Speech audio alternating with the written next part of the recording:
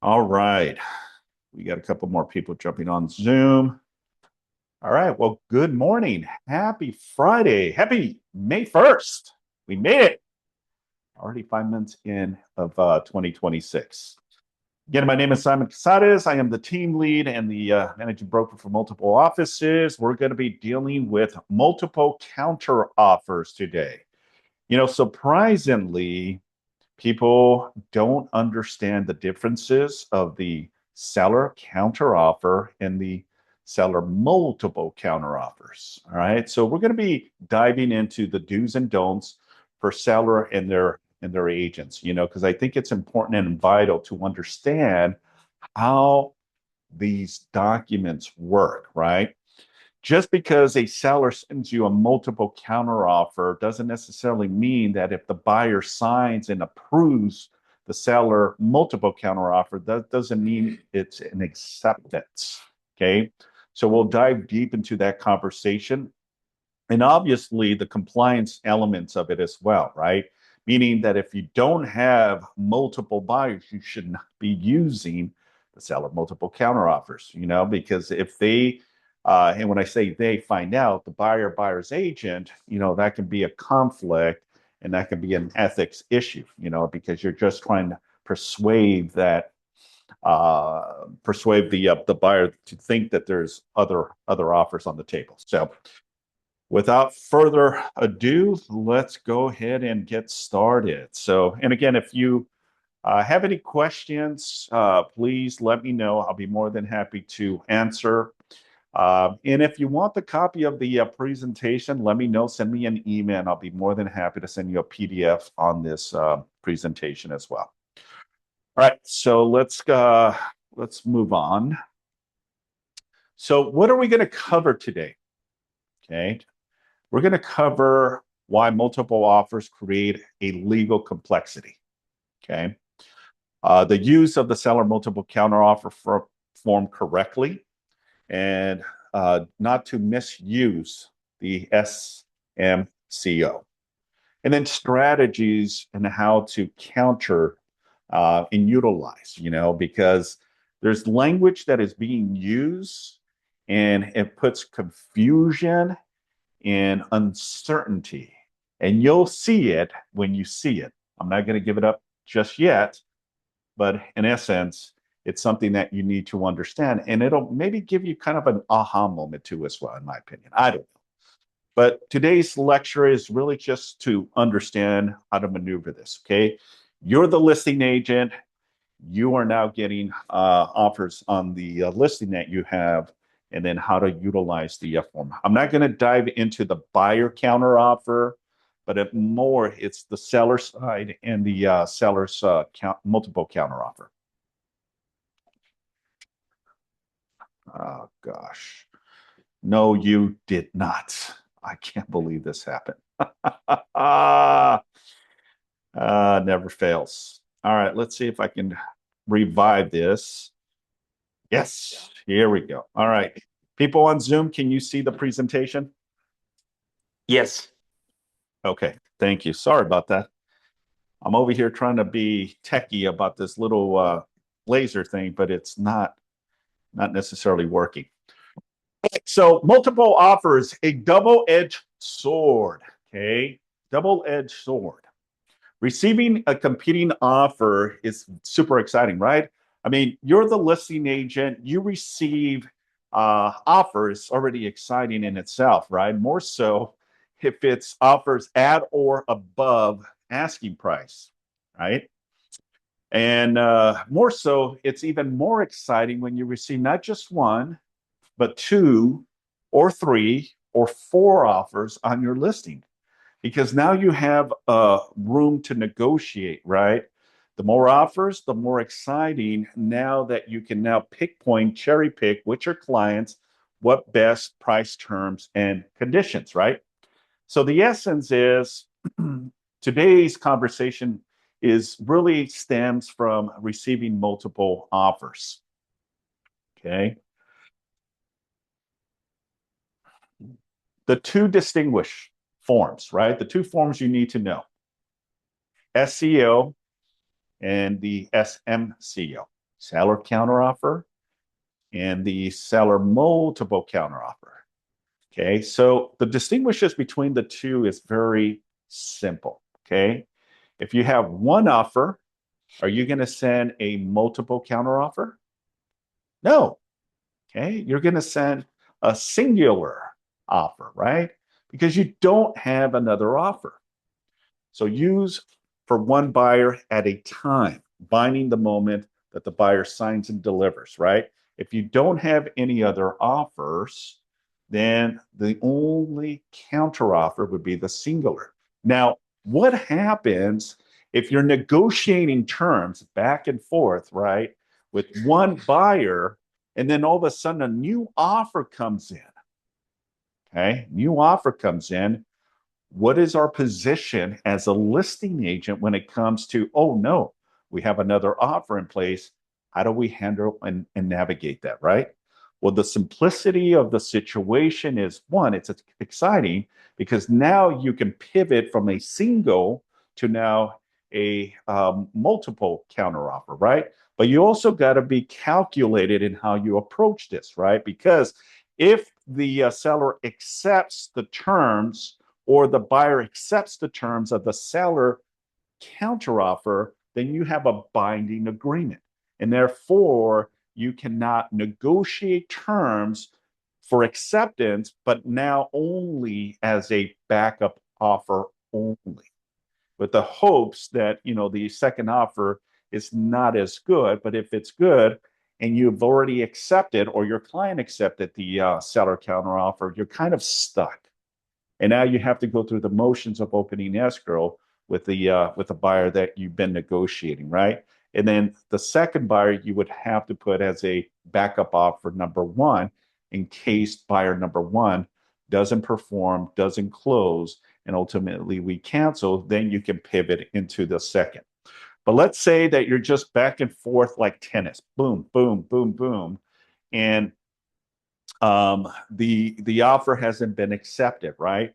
So another offer comes in. Now you're in a position of having two offers, right? So the immediate thing that you must understand and how to pivot is you have to let the first buyer and send what's called a withdrawal of offer. Okay, the WO offer. Okay, it's really rescinding whatever we agreed to. That's off the table now. Well, Simon, wait a minute. Listen, um, we submitted an offer. The seller responded that they'll do these terms, right? And in essence, right, another offer comes in that basically wipes out any terms that we've been negotiating. One, it's still not set in stone, right? But the essence is when we send a withdrawal of offer, it really rescinds everything. It clears, it wipes everything of what we ultimately agreed, right? If done correctly. This is why immediately when you receive an offer, regardless of what the offer looks like on number two, you want to immediately send the buyer withdrawal of offer because that resets your seller's position to now entertain multiple offers, right? Because it stops that. Now we pivot. Now we can now negotiate more than one offer. Okay. And if not done correctly, you may put yourself in a position where you have to accept the buyer number one, right? So immediately when you get a second offer, you send a withdrawal of offer, resending, and that withdrawal of offer stipulates that now because we sent you a withdrawal of offer is because we have another offer in place. Now the position is you have two offers or three, and now we can send the multiple counteroffer. Okay, does that make sense so far? Okay.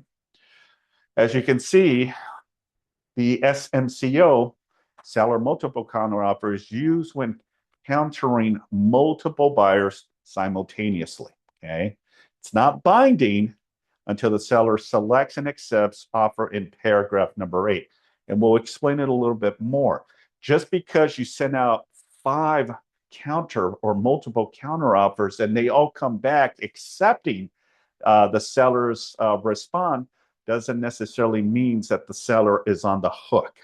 That's the beautiful and that's the powerful thing of the seller multiple counteroffer that the single SCO does not have, because the SEO doesn't have language in there that says that just because you accepted the terms of my client, the seller doesn't obligate me yet to accept your counter. Unlike the SBO does. 100%. Absolutely. Yes. And that's the major distinction between SCO and SMCO. If a buyer accepts the price and terms that is put on the SBO, the seller is obligated to accept the acceptance of the buyer of the SCO. That's right. The SMCO does not obligate the seller. The seller has the luxury of picking and choosing which one they want to end up selecting. That's right. Thank you, Steve. Yeah, absolutely. So do, number one, use the seller multiple counteroffer when countering more than one buyer at a time. All right. So we distinguish that.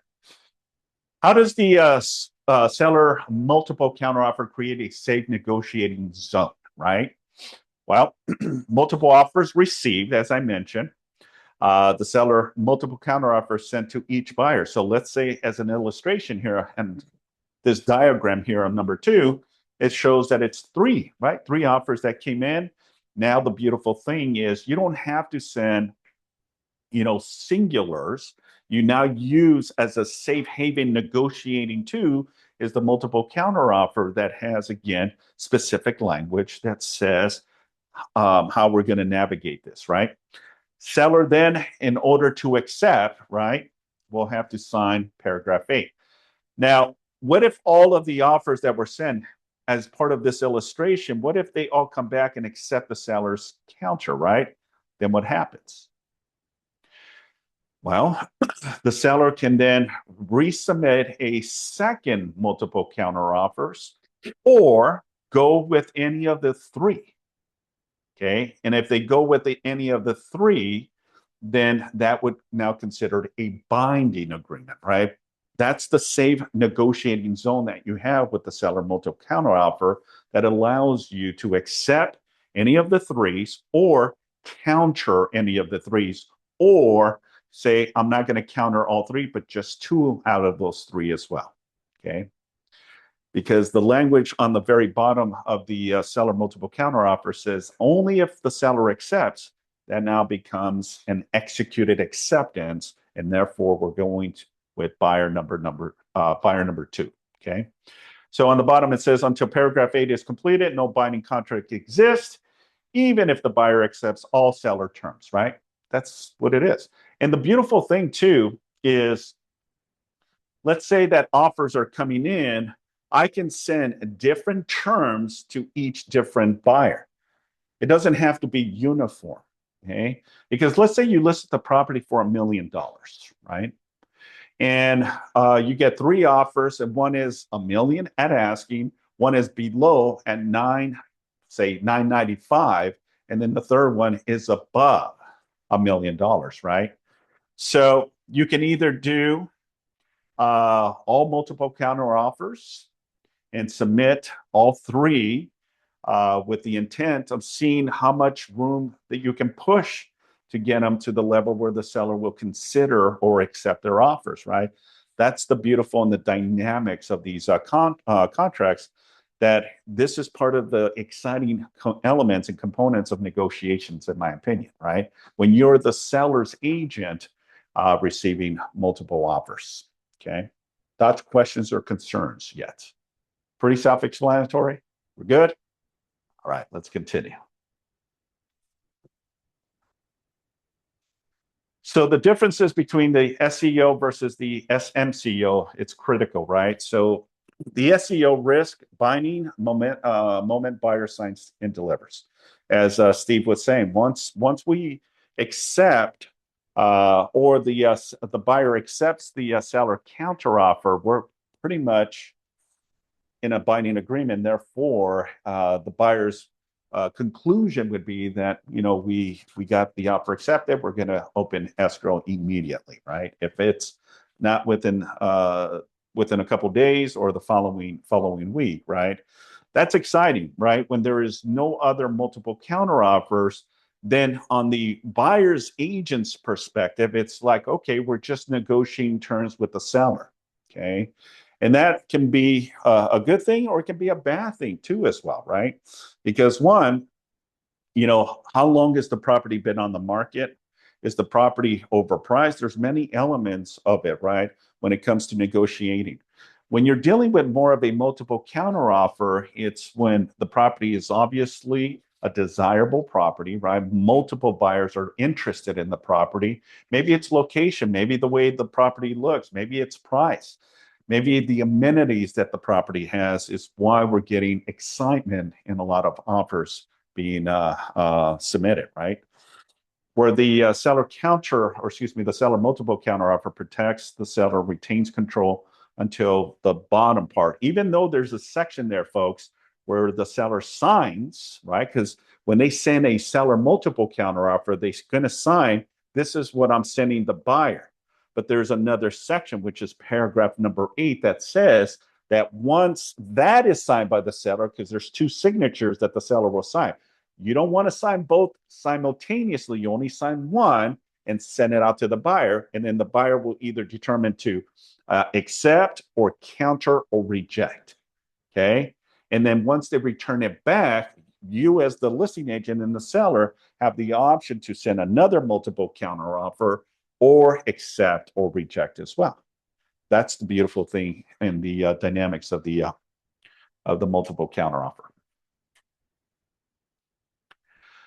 So where is the risk on a seller counteroffer, right? Well, basically the trap.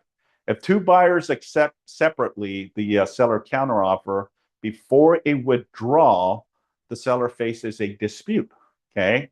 Because I can say that if I'm buyer number 1 and Steve is buyer number 2, okay, and we get 2 singular counteroffers, and we both come back and rush it to the listing agent. In our opinion, is we accepted the seller's terms and conditions, so therefore, I believe that we got the offer accepted. And then Steve and his client are going to say the same thing. Well, hey, congratulations. He's going to let his buyer know we got our offer accepted because it was a singular counteroffer instead of a multiple counteroffer. You see where I'm going with this? So the argument there is, well, now the listing agent is in a sticky situation. Yeah, pretty much. Because now it's like, wait a minute. And it's happened where they made a mistake because they didn't realize they were going 100 miles. They might have had multiple properties and they're dealing, and they might have forgotten to send a withdrawal offer and they've forgotten to send a multiple counter offer. And now they thought, oh my gosh, we just sent out 2 seller counter offers to 2 buyers and they came back and accepted our terms. Which one is? Now you have to basically bite the bullet. And it's not a very easy conversation to have because, believe me, Steve being a seasoned experienced broker and Simon being a seasoned experienced broker, we're going to fight hard. Exact scenario happened with one of my buyers, where I represented them as a buyer, 7, 8 years ago. Actually, when I had my own company at that point. Yeah. Okay. The exact same scenario. Okay. Listing agent sent out 2 independent counteroffers. Both the buyers accepted them. One of them being mine. Okay. Yeah. And so after some discussion, without attorneys involved, okay, the buyer, my client said, well, we'll withdraw, okay, if the seller ends up paying us $25,000 to go away. $25,000. $1,000. They went away. Sellers spend, they go, because the threat of the lawsuit, okay, because what happened then is that seller via the listing agent's action, sent out 2 individual counter offers, okay, that were both accepted. They were both legally binding documents. There was only one house to be purchased to 2 separate sets of buyers. Right. Okay. And so they just analyzed the risk reward efforts, even if, to go fight it in court the whole bit with attorney fees and time and Well, not just that, but thank you for sharing. I mean, that's extreme. 25,000 and they don't even have the property yet in escrow with them and they're damaged. And that was kind of their escape is like, yeah, we'll back out, but this is the recourses that we're asking for damages, right? On top of that, just to add to more of that cherry on top, is what if the buyer's so upset, hires and retains an attorney, and then puts a lien against the property, right? Yeah, they can put a lease pendants because there's a dispute. I'm disputing. I have a concrete seller counteroffer that the seller sent that says that if I accept these terms and I send it back with the buyer's signature, I have a binding agreement in place. So therefore, I need to open escrow. But the more important thing then of that understand the seller. It was not the seller's fault. Okay. They hired their real estate professional to represent them appropriately. Their agent did not do that. I'm assuming that they had cause against their listing agent because they did not represent them appropriately. That cost them $25,000. First thought was that that can have the issue, but then you represent throughout. Well, exactly. Whether, so understand anything we do, we're going to be held liable if it was not in your client, the seller's best interest, especially if it costs. Just to add to what Steve was saying, it's very easy, right? Very easy to point fingers and blame someone. Who are they going to blame? They're going to blame us. Well, I went in the direction of what you told me to do, right? And I trusted in your judgment and your position, and therefore we signed what you told us to sign, not knowing that there was this other form, right? Option of withdrawal and resubmission of seller multiple counteroffer. It would have been as simple as that. Exactly. At the listing agent, and we were the second offer. Yeah. Okay, so that let me just put it here closer to you guys or the people on Zoom. You had a question? Is this a relatively new? No.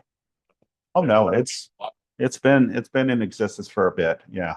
So that's the beautiful. Probably. There's three forms: the buyer counter offer, the seller counter offer, and the seller multiple counter offers. Those are the 3 forms, depending on who you're working with, the buyer, the seller. So you got to be mindful. It used to be a horse race. Yes. Okay. Yeah, it used to be back in our times. We're old school. We're old timers. Yeah, right on the hood of the car. Okay, and you have your clients meet you at the property during negotiations. Exactly. All right, well, let's go ahead and continue. So if 2 buyers accept separate SEOs before withdrawal, the seller faces the disputes over who accepted first. Expenses, time consuming, and ownership, or at least getting into escrow. The seller multiple counteroffer eliminates those risks entirely. That's where you need to know, right? All right. Don't use the seller multiple counteroffer unless the seller has actually received multiple offers. And this is a very fine line and very tricky, because I know agents, they're always trying to find maneuvers because they're expected, right? They're putting pressure. They're getting pressure from the seller, right? And they're trying to put the buzz when they're not receiving enough buyers, right? And more so if they use the strategy to lower the price with the intent that the seller wants this specific number, but they use, well, let's put it at this to build that auction environment to get multiple offers. Sometimes it works, sometimes it doesn't. So you got to be mindful and careful in how you maneuver those, right? Using the seller multiple counteroffer will only, with only one buyer, implies other offers exist, right? That could be misrepresentation. Okay. And if someone finds out, meaning the opposing agent, and they have evidence, you can be in a pickle. You can be in a serious ethical complaint. Okay. Do the right thing, folks. Do the right thing. Okay. And I understand, with the added pressure and trying to get this property in escrow, it's not worth damages, monetary, and potential reprimand from the Department of Real Estate or even the local association. I'm just saying, nothing is worth it. Yes. If can we put a conditional acceptance of the SMCO, provided that they give us the other offers they received? Like, can we ask them to show us to prove that they've received multiple offers? I mean, can you ask? You can definitely ask. But I've never experienced. Steve, have you ever? I have not, and nor would I, as a listing agent, ever share that. Yeah. I understand from a buyer agent perspective of that. Now, you're wanting it only for the aspect of proving that there is more than one offer. Okay, Yeah. and I understand that's most likely the intent of asking that question. Okay, but I would take it on, you would take it on face value, and only if you felt there was unethical behavior at the end of the negotiation, Right. when you felt you need to investigate, only then would the listing agent have to end up producing those documents then at that point. Yeah, Okay. but I mean, he definitely has a good point. Can I ask for proof, right? Yeah, you can ask. But I can tell you that a lot of agents will be hesitant and then they can use as a safe haven.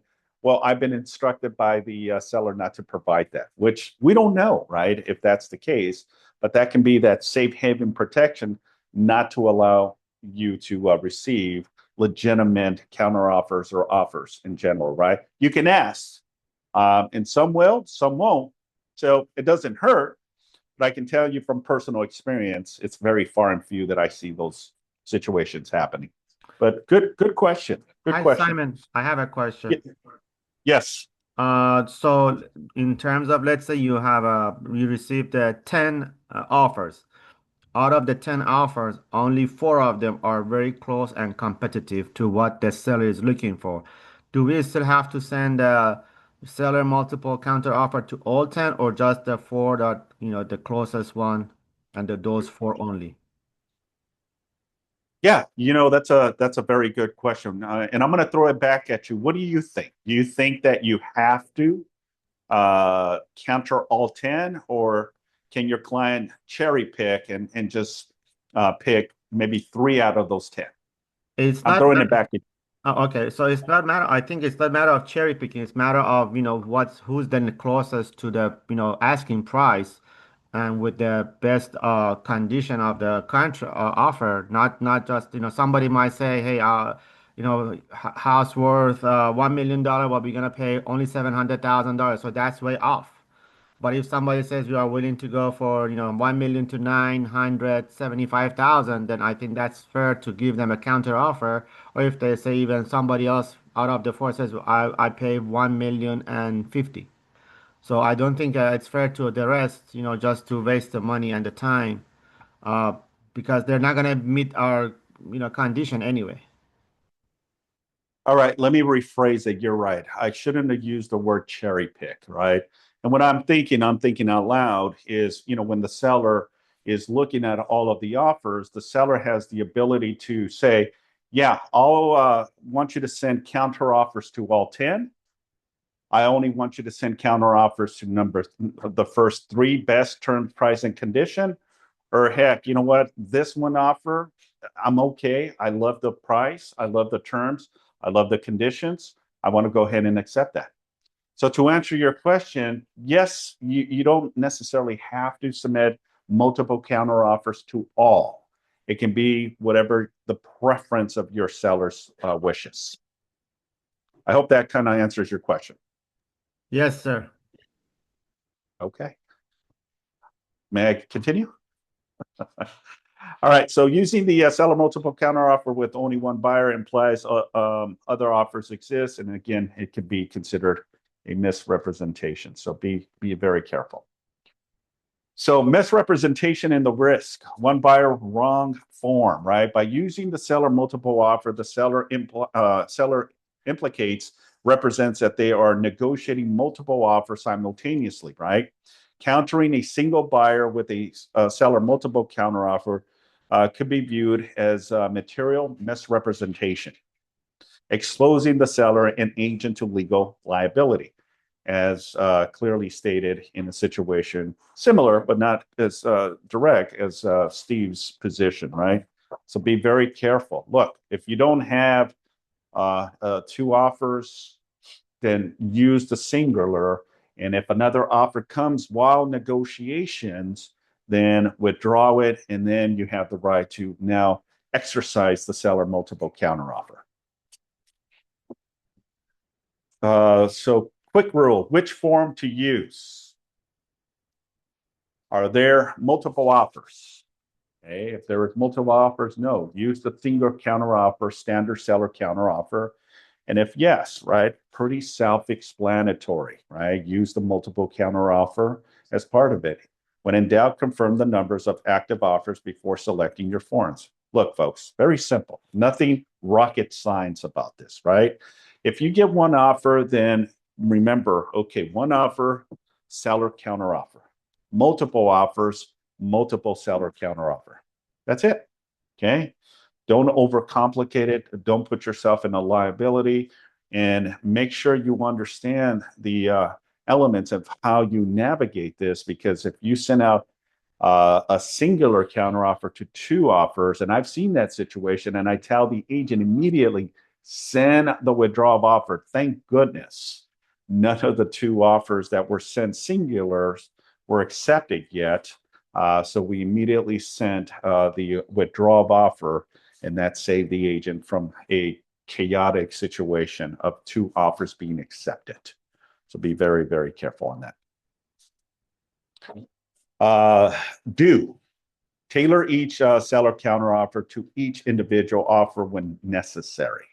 When necessary, right? So paragraph 2 of the seller counteroffer, there's some flexibility on the clause. Sellers may send different terms to different buyers. Paragraph 2 explicit permits this.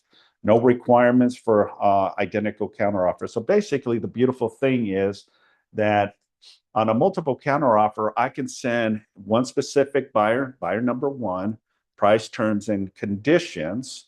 Buyer number 2 may be totally different than buyer 1. Buyer 2 is something different. Maybe it's just one thing, because the price is good, the terms are good, but maybe the conditions need to be tweaked a little bit, and that's it with counteroffer number 2. Then multiple counteroffer number 3 may just be just the price, right? That they're working on and tweaking, right? So all 3 of the different seller multiple counteroffers are different. They don't have to be exact, because when an offer comes in, they're not going to be exact, right? One may have a high price point, the other may have a close of escrow to be 15 days, and the seller actually needs 30 days, and maybe the seller needs a seller in possession for another 7 days, right? So you got to look at it. So when I get offers, this is just what I do because I'm old school when it comes to this, okay? Not that it's the best approach, but I'll literally still print the offers, and then I highlight with a yellow highlighter, and I just highlight everything. And I double check, triple check to make sure I am not missing anything, because when I'm preparing the seller counteroffer, I want to make sure I'm concise and I don't cross and give information to some buyer that was supposed to go to this other buyer, right? So make sure your alignment and making sure that everything makes sense to you.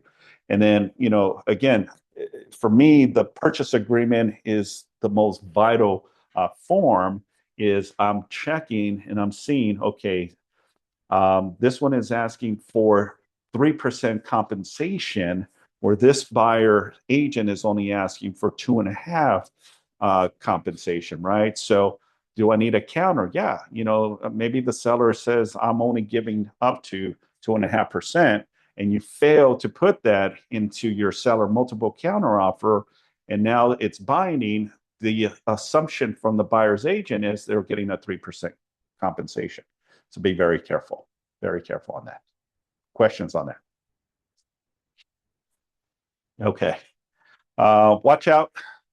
Countering all buyers with the same contingency deadlines may advertently extend the buyer's original shorter deadlines unless it is the seller's intent, right? So keep all of this mindful, right? Because there's timelines, and I understand when there's a lot of moving parts. You may get an offer today, you may get an offer tomorrow, you may get an offer on Sunday. Heck, you may get another offer on Monday, right? The essence is the beautiful thing about the listing agreement, there's specific language that says to you as instructions, is the seller wanting to get the offers as they come or a specific date? So if the seller says, look, I don't want offers as they come, let's give a deadline for all offers to be submitted by this time in this date, and then we'll review all of them, right? And that's perfectly fine. Maybe the seller says, I don't want to be bombarded. Let's just get all of them. And then once we receive them, we close it out, meaning the MLS, you can place it on hold while the seller is negotiating terms, price, and conditions, and then preparing the multiple counter offers, or even just a single counter offer as well. Okay. Thoughts, questions? We're good.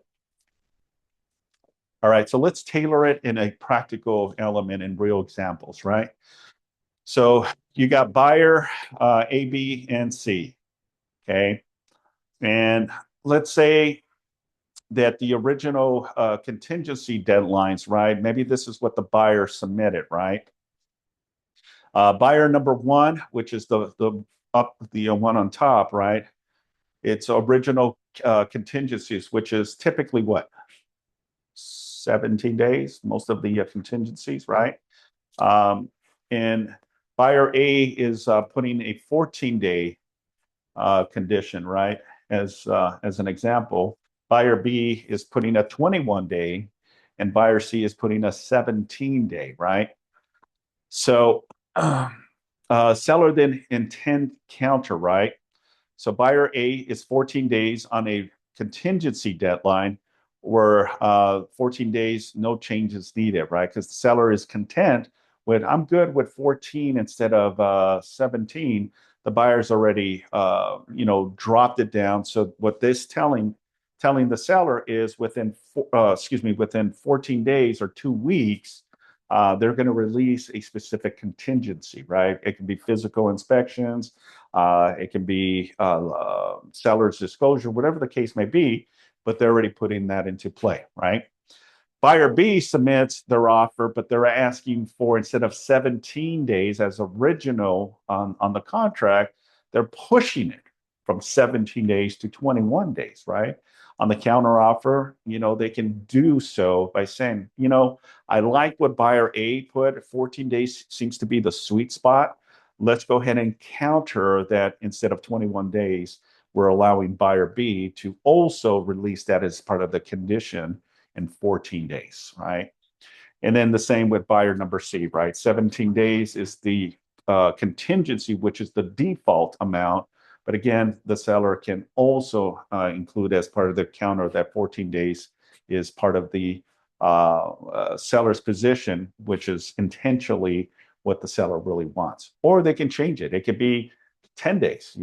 If you want to be very aggressive, we want to see how much the buyer is willing to get into escrow. We can be very stern and strong with those conditions, right, Steve? I mean, at the end, if it's an investor, if it's a property that needs renovations, you can really tighten those conditions, right? To make sure that, hey, if you can meet these expectations, then it'll be faster that the buyer releases all contingencies and then ultimately get the deal closed, right? Now, most of all contingencies default at 17 days. There's a couple of things that, it's 5 days or 2 days and all that.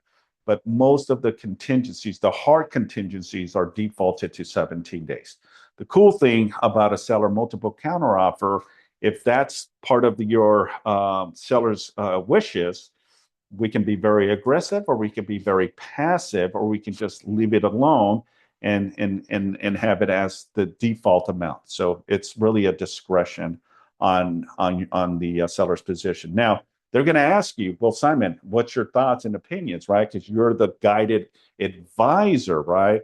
Well, based on what I'm seeing on here, this one seems to be a good offer. Let's kind of push the envelope on this and see where we land. Even though we send the seller multiple counteroffer, doesn't necessarily mean that the buyer has to accept, right? Doesn't have to accept our terms.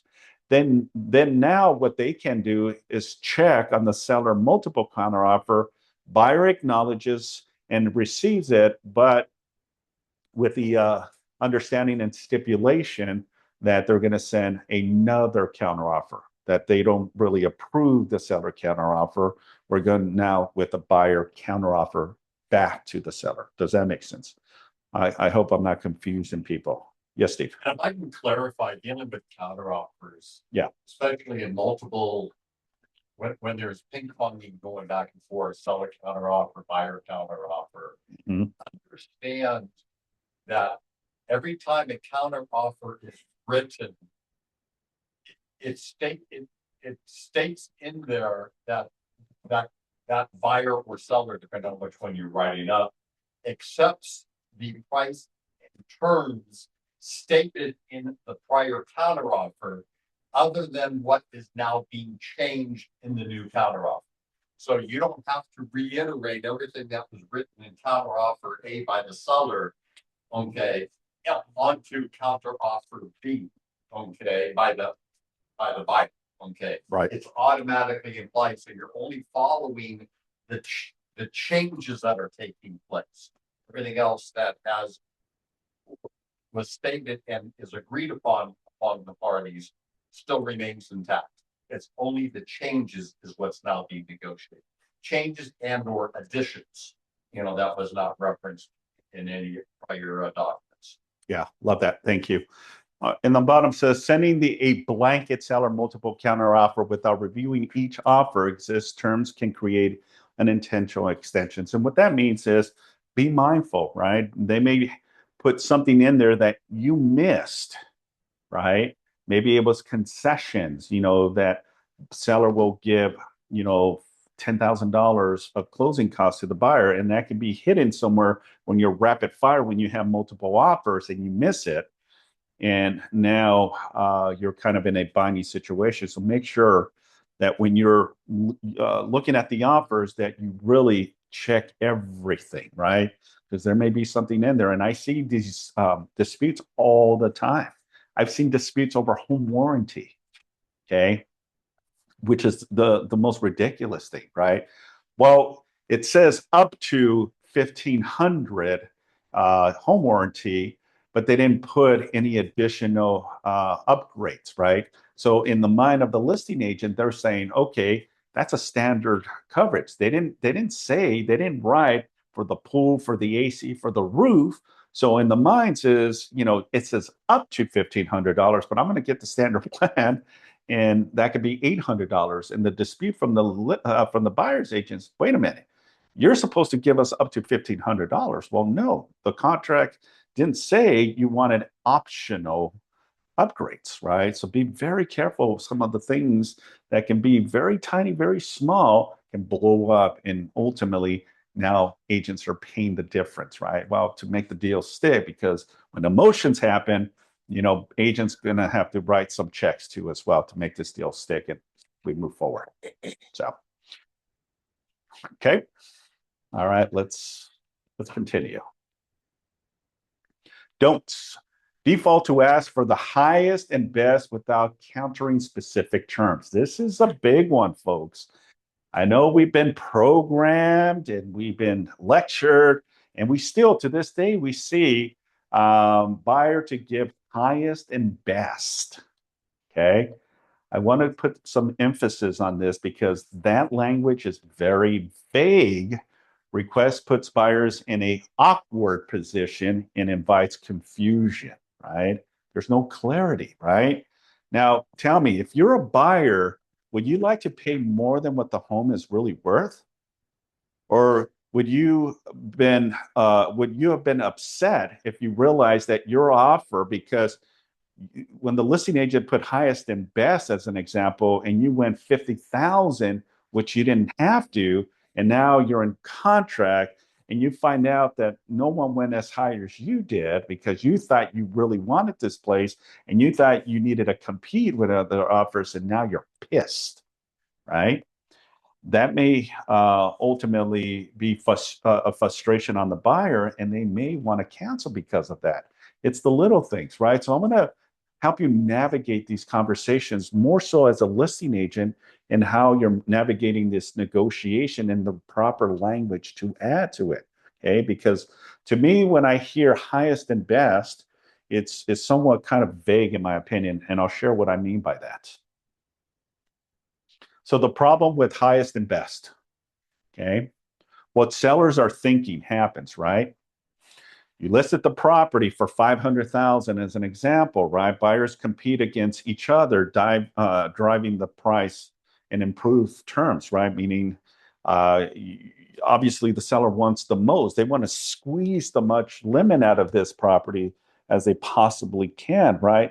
But there is no real sense of where we stand, right, when it comes to multiple offers.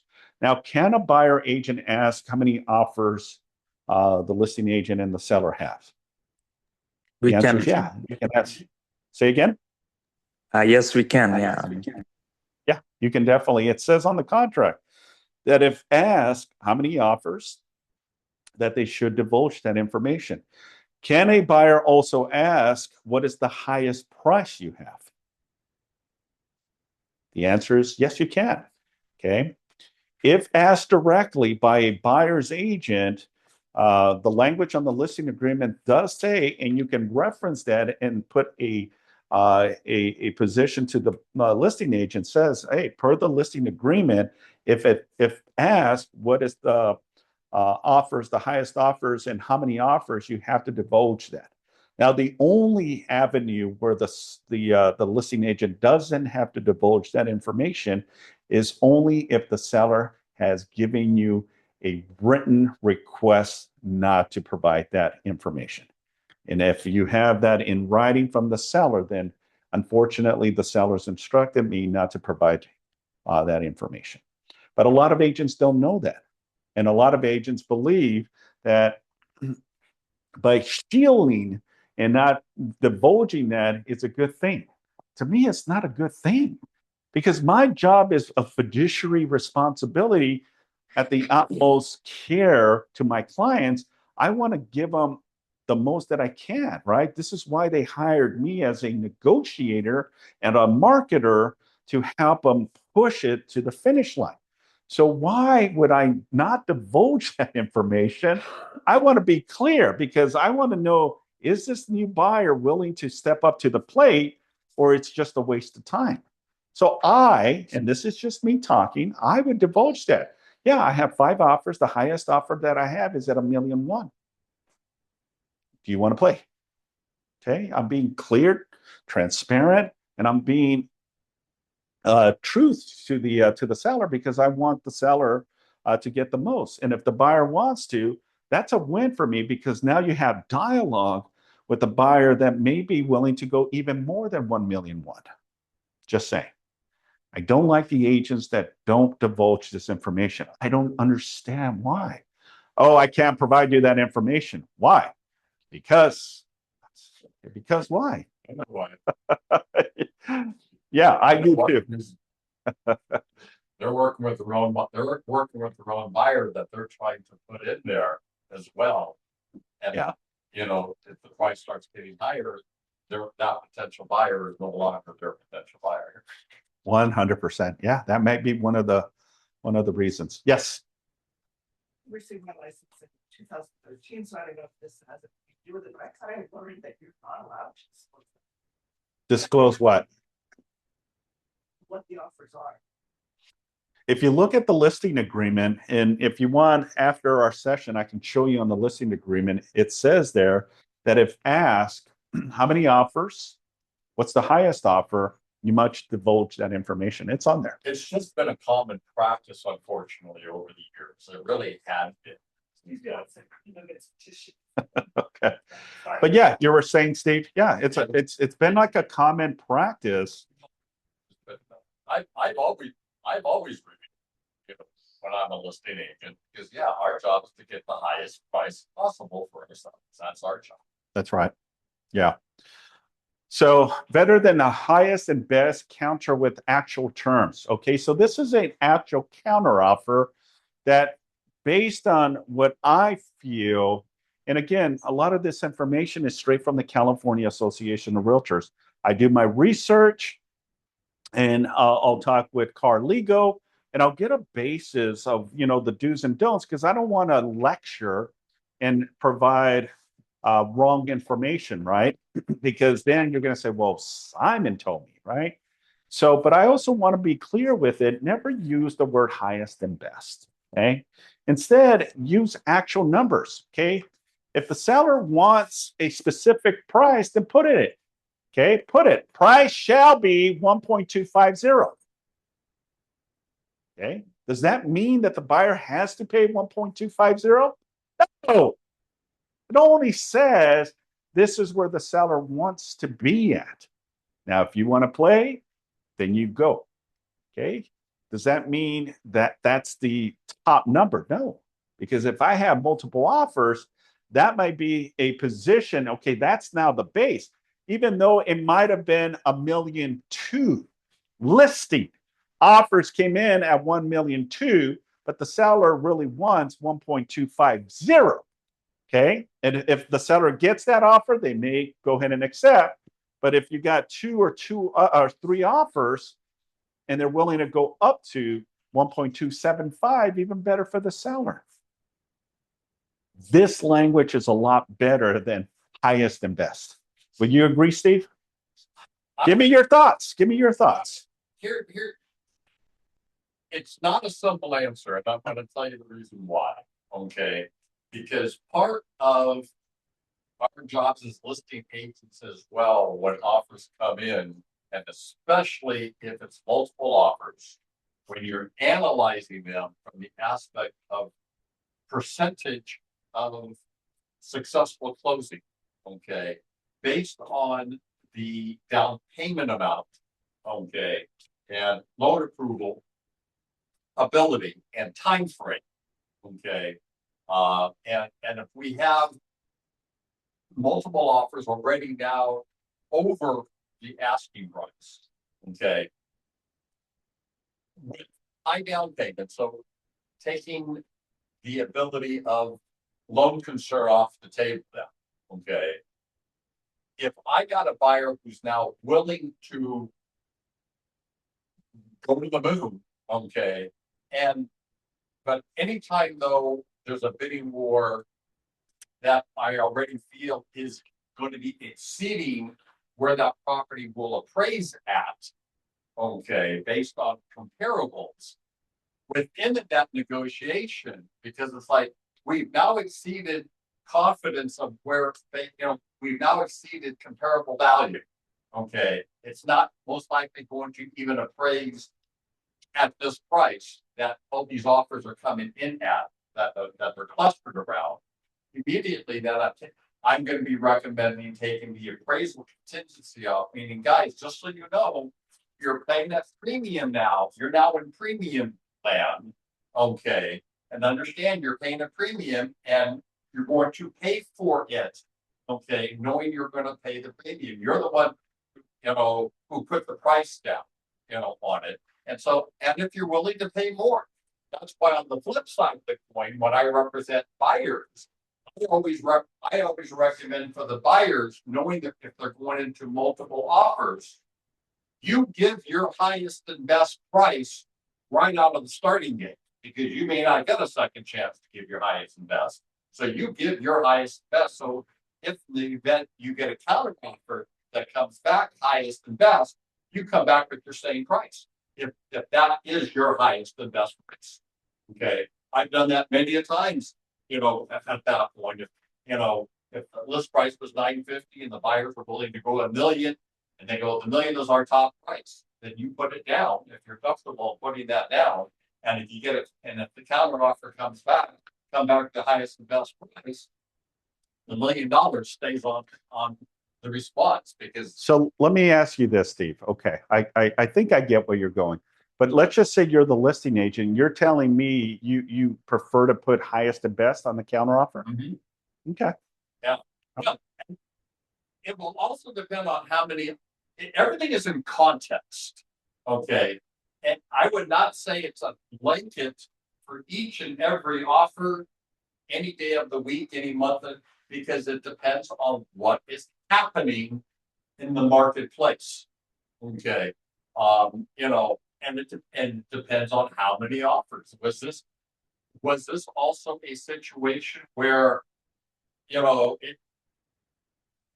where the property is sitting on the market for 30 days, okay, with very little showing activity. And then all of a sudden which does occur, believe it or not, after a month, all of a sudden within a day and a half, you get 2 offers on the same property. Okay, and it's sat for the first 30 days without any activity. I get all that. I just want to kind of bring it back to the counter offer here. And the reason is, and I get it. Look, at the end of the day, I'm just giving you guidance on my approach, right? Steve's approach is a little different and it works, right? I'm just telling you from a point of view of how I see things. I'd rather be concise and clear on what those expectations are, okay? Not that highest and best is wrong, because I see it, and that will continue on listing agents putting that, and that's fine. But here's my concern and my position is that if I am the buyer and I get that language saying highest and best, the buyer's going to rely on me to ask, well, Simon, what do you think we should ask for, right? Instead of being clear on what that number is. And now it puts me in a position where, what do I say? I don't know. What if I give them something and they end up paying more than what it should? And I get what you're saying, Steve, about the appraisal contingency as well, right? You want to protect that appraisal because if it doesn't appraise, right? If it doesn't appraise, then that's our exit or a second negotiations, right? But the truth of the matter here is, however you want to spin it is fine. I'd rather go in the approach of being very clear, in my opinion, a little bit of good faith here that I'm not sugarcoating is. Look, we know where the seller stands, and that can also mean is if I, as a listing agent, have to explain to them, my biggest concern, Mr. and Mrs. Seller, is property not appraising, right? If we push the limit by giving a very specific amount, right? Because I already did my comps and I comped it out that we should be in the 1 million, right? Or the 1.1. And now if we're pushing it to 1.250, Mr. and Mrs. Seller, I don't know if it's gonna appraise, right? Here's my concern there. And I like this debate, guys. Like I said, we're here, this is good. This is good information. If the reason why I don't like giving a number, typically at that point, if you're having multiple offers, most likely now we're already at or over asking price. Most likely. Okay. We're going to have to give that assumption for this discussion. Okay. Yeah. And so at that point, you are now, if we end up having, and if we're already at that point where our list price was predominantly where you felt the number be, from an appraisal standpoint, where it should appraise, if in the event you give a number, okay, which is now in excess of what we call market value of the appraised value, And if every one of them, of the buyers then say, no, I'm not willing to, you also run, in my opinion, run the risk of every one of those buyers just with backing off and not even responding to the counter. Well, and that As goes. opposed to coming back with, here's our final and best price, even if it was the original asking price that they end up putting. And I get it, but here's my theory on this, right? Again, a good agent will know how to handle that type of objection. Because let's say that they can and are not willing to go 1.250. Does that mean it's game over for the buyer? No, it doesn't mean it's game over. It just means that we didn't hit the threshold where the seller wants. But what if we do an offer of 1.225, right? And that's the highest offer because all the other three offers didn't come anywhere near the 1.250. And now the seller says, look, the only one that came up was the 1.225. We're just going to go ahead and go with this offer. That may be the other conclusion to it. The other approach, because you probably will already have something in between, again, from the seller trying to get the seller as much money as possible, we also may end up getting that buyer who really hits it out of the park, and steps up and goes 1.3. Okay, that's a true bonanza. Okay, which now then, this is kind of what I think. If that then occurs, and now we have the second round of negotiation after the buyer investigations, we got a little bit more money to play with. Okay, in the sense of keeping the deal together. All right, but let's do this. What if you do put highest and best, and the buyer ultimately goes and makes an offer of 1.3? Okay.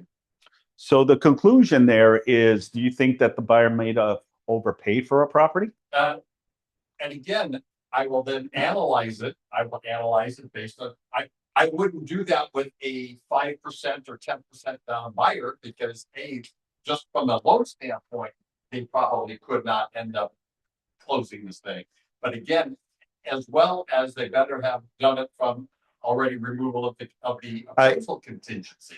That goes hand in hand. I already know negotiating above current comp market value.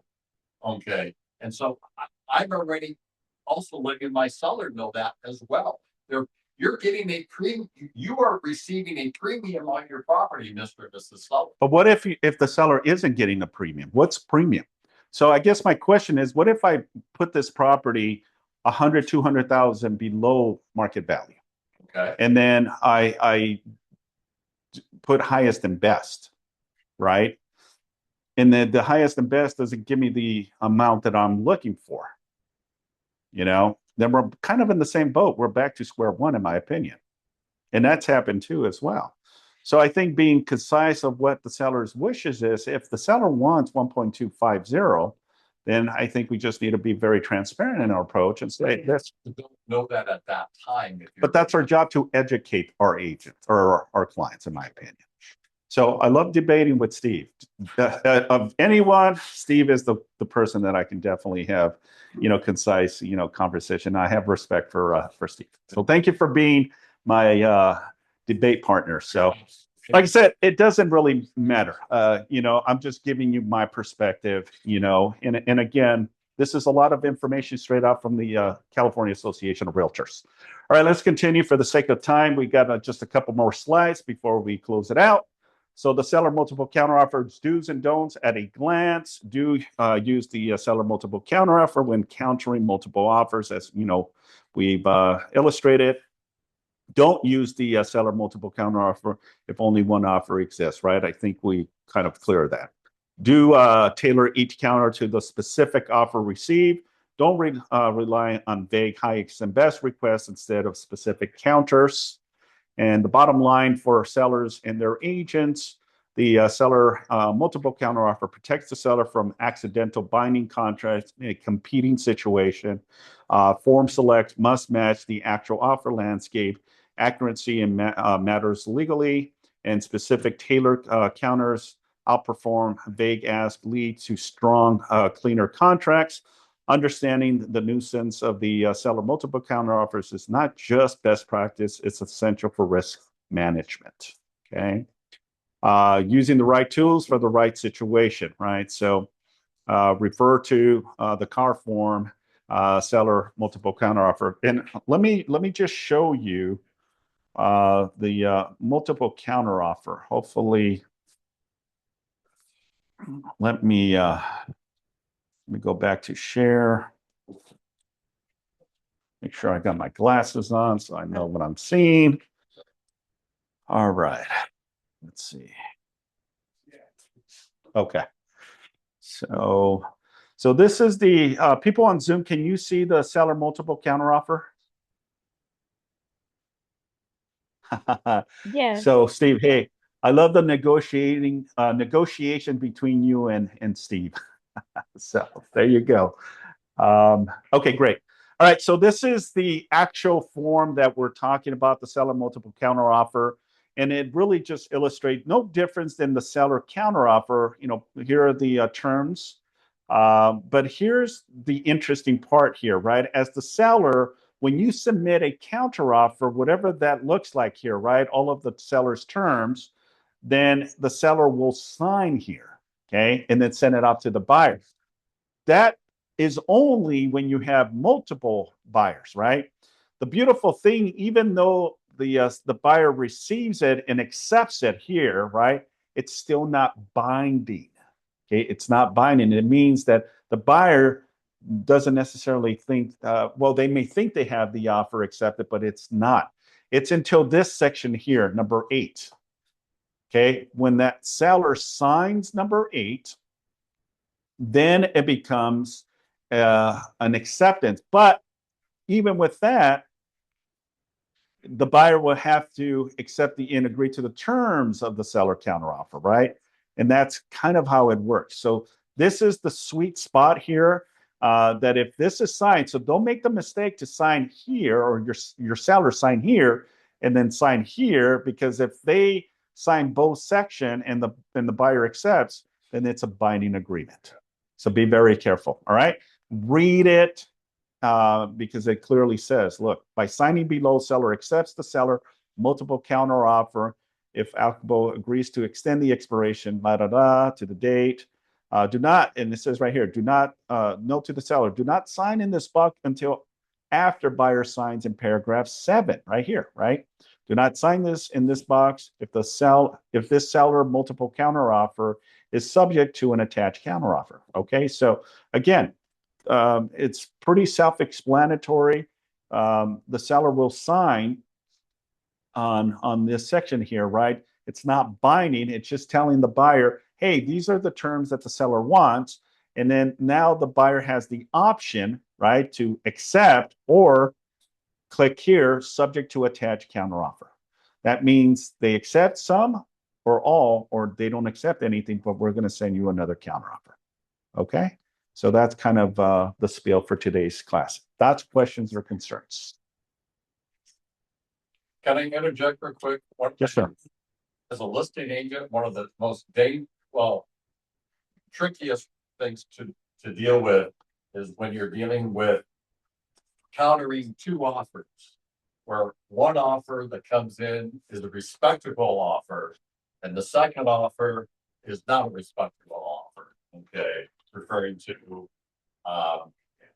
because then at that point the seller's in a very good position, and yet at a very scary position for the sake of negotiation, thinking, hey, I got a multiple offer. Okay, good for me. We don't want to let the other party know that the second offer is not really a competitive offer.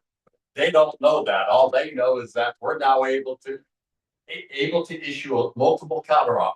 That part is good. So recommendation, you should utilize the fact that you got a crappy second offer in as a leverage position to be able to issue a multiple counter offer. Really knowing that you're really doing it for the sake of trying to clean up or maximize the one offer then generate.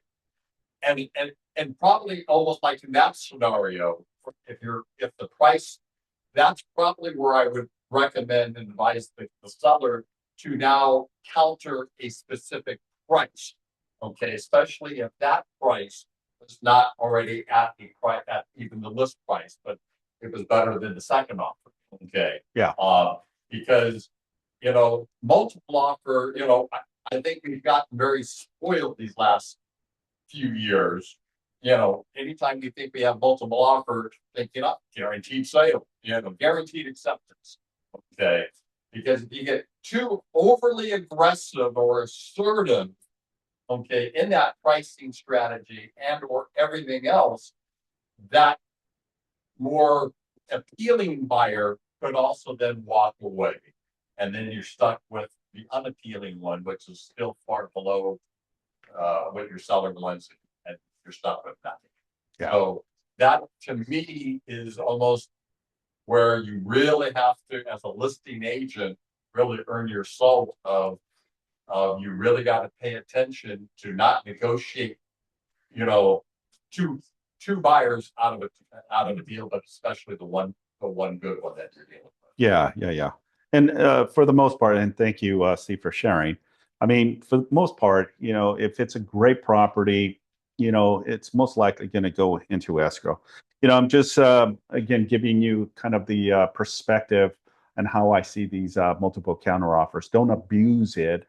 Use it to your advantage. It's a negotiating tool for you, and make sure you're using the proper form. With that being said, Steve, thank you, sir. Appreciate the discussion. And for everyone on Zoom, thank you very much.